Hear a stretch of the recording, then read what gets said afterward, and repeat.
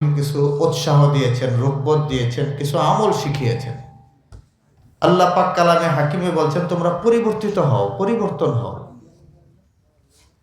এই জন্য রজব আসার সাথে সাথে পরিবর্তনের মাস। কারণ রজব এবং শাবান মুকদ্দমায় রমাদান, রমাদানের ভূমিকা। কেউ যদি রমজানকে কাজে লাগাইতে চায় তাহলে রজবেই পরিবর্তিত হতে হবে। রজবের মধ্যে আমাদের বড় শিক্ষা আসরা এবং মেরাজ। আমরা অনেক জানি আসরা এবং মেরাজের শিক্ষা। প্রথম কথা হলো যে আল্লাহ তাআলা সব কিছু পারে। এই শিক্ষা রসুলের আসরা এবং মেরাজ থেকে আল্লাহ তাআলা আমাদেরকে শিখিয়েছেন। সুবহানাল্লাহ। আল্লাহ অল্প মুহূর্তের মধ্যে রসুলকে বিশাল এক কুদরতি ঘটনা, এক মুআজিজা ঘটাইছেন। সাত আসমান জমিন আরশে আজিম ভ্রমণ করায় আবার জমিনে মা উম্মে হানির ঘরে এনে দিয়ে গেছেন। এইটা সশরীরে হয়েছিল, এটা একমাত্র কে পারছেন? আল্লাহ। সব পারেন কি পারেন না? আল্লাহ পাক দেখাইছে। এটা স্বপ্ন যুগে ছিল না। এই মাসের ২৬তম রাত্রিতে, ২৬তম দিবাগত রাত্রিতে আল্লাহ তাআলা মেরাজের মতো ওয়াকিয়া ঘটাইছেন। তার প্রথম শিক্ষা ছিল আল্লাহই সব পারেন, আল্লাহই সব করেন, আল্লাহই করনেওয়ালা জাত। আর এটা কেন করছিলেন? বলে রসুলের একটা কঠিন দিন রসুলের জীবনে অতিবাহিত হয়েছিল, সেইটাকে আল্লাহ তাআলা কবুল কইরা এর প্রেক্ষাপটে মেরাজ আর আসরা আল্লাহ রসুলকে আল্লাহ তাআলা করাইছিলেন। সুবহানাল্লাহ। মুসলিম শরীফের হাদিসের মধ্যে আছে, আম্মা জান আয়েশা সিদ্দিকা রাদিয়াল্লাহু তাআলা আনহা একদিন জিজ্ঞাসা করছেন, ইয়া রাসূলুল্লাহ, উহুদের দিনটা তো আপনার জন্য সবচেয়ে কঠিন ছিল, এরকম কোন কঠিন দিন আপনার জীবনে আরো গেছে? রাসূল সাল্লাল্লাহু আলাইহি ওয়াসাল্লাম বলছিলেন, হ্যাঁ আয়েশা, আরেকটা দিন আমার জীবনে সবচেয়ে কঠিন গেছে। সেই কঠিন দিনটা হলো ইয়াউমে তায়েফ, তায়েফের দিন। আল্লাহ রাসূল সবচেয়ে বেশি কষ্ট পেয়েছিলেন তায়েফে। বলে ইয়ালা নামে এক কাফেরকে রাসূলুল্লাহ সাল্লাল্লাহু আলাইহি ওয়াসাল্লাম তায়েফে যায় দাওয়াত দিছিলেন প্রথম। ইয়ালা দাওয়াত তো গ্রহণ করেনি না। আম্মা জান আয়েশা সিদ্দিকা রাদিয়াল্লাহু তাআলা রাসূল বলেন, আমার খুব আশা ছিল, ইচ্ছা ছিল, ধারণা ছিল, আমার নেক চিন্তা ছিল যে ইয়ালাকে দাওয়াত দেওয়ার সাথে সাথে ইসলাম কবুল করব। কিন্তু ইয়ালা ইসলাম কবুল করে নাই, বরং আমার উপরে সমস্ত তায়েফের বাচ্চাদেরকে, বিভিন্ন মানুষদেরকে আমার উপরে লেলিয়ে দিয়ে পাথর নিক্ষেপ করার মতো একটা বড় ধরনের জঘন্য আক্রমণ আমার উপরে চালায় দিছে। বলে ওই দিন আমি পাথর দ্বারা আক্রান্ত হইয়া, বলে রক্তাক্ত হইয়া আমি একটা কাফেরের বাগানে যাইয়া আশ্রয় নিয়েছিলাম। আম্মা জান আয়েশা সিদ্দিকা রাদিয়াল্লাহু তাআলা এই কথা শুনাইছেন। বলছেন ওখানে যাওয়ার পরে কাফেরের বাগানে যখন বসছি তখন আকাশের দিকে তাকিয়েছিলাম। আকাশের দিকে তাকায় বলছিলাম, ইয়া আল্লাহ ইলা মান তাকিলুনি, হে আল্লাহ আমাকে আপনি কার জিম্মাদারিতে তায়েফে রাখলেন? সুবহানাল্লাহ। বলে আল্লাহ পাকের কথা তো উনি আল্লাহর উপরে ইয়াকিন ছিল, জানতেন যে আল্লাহই তাকে রাখছে। কিন্তু আফসোস করে দুঃখ করে বলছে, আয় আল্লাহ তায়েফবাসী আমাকে এইভাবে মারতেছে, আল্লাহ আপনি কার জিম্মাদারিতে এখানে রাখছেন? বলে রাসূলুল্লাহ সাল্লাল্লাহু আলাইহি ওয়াসাল্লাম ওই বাগানে বসে আকাশের দিকে তাকাইছে যখন, তখন দেখতেছে হঠাৎ একটা মেঘ, একটা সাহাব, একটা মেঘখণ্ড রাসূল সাল্লাল্লাহু আলাইহি ওয়াসাল্লামকে এরকম ছায়া দিতেছে। সুবহানাল্লাহ, জোরে জোরে বলেন।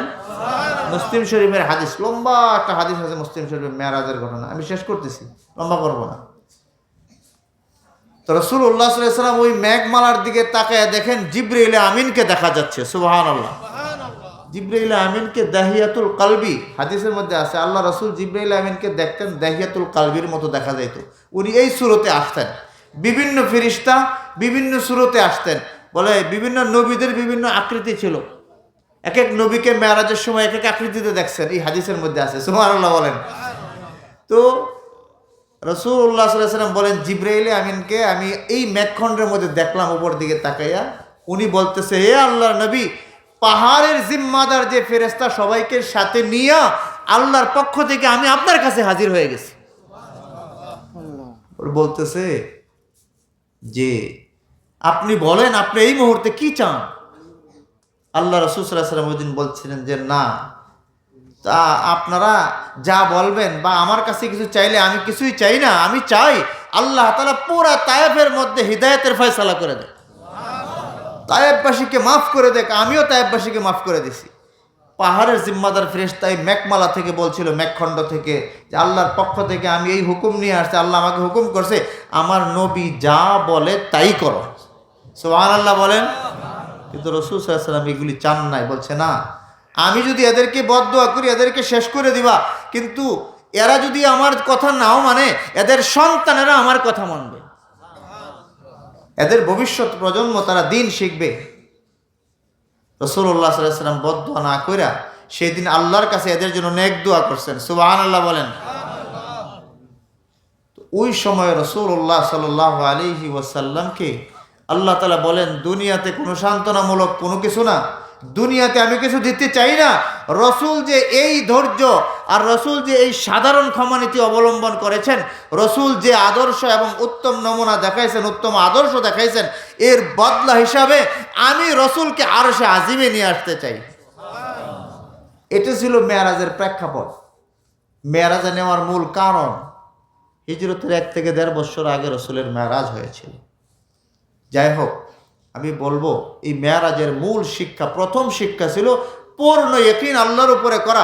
আল্লাহ সব করতে পারে, পারে কি পারে না? কে পারে ভাই? আল্লাহ সব করতে পারে। ওলামায়ে কেরাম বলে গেছে কি কি পারে, বাস্তবতা দেখতেছেন কি পারতেছে, যেটা আমরা চিন্তাও করি নাই এমন জিনিস আল্লাহ তাআলা করায় দেখায় দিছে কিনা? কয় কথায়? এক কথায়। কয় কথায়? এক কথায় আমাদের দেশে ঘটাইছে। আর আমার এই আমেরিকাতে দেখাইতেছে, এখন দেখাইতেছে কিনা বলেন না কেন?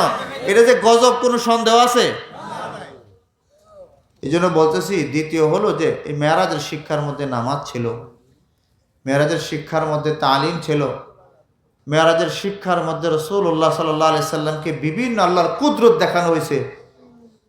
প্রথম আকাশে আদম আলাইহিস সালাম, দ্বিতীয় আকাশে এরকম হযরতে কে?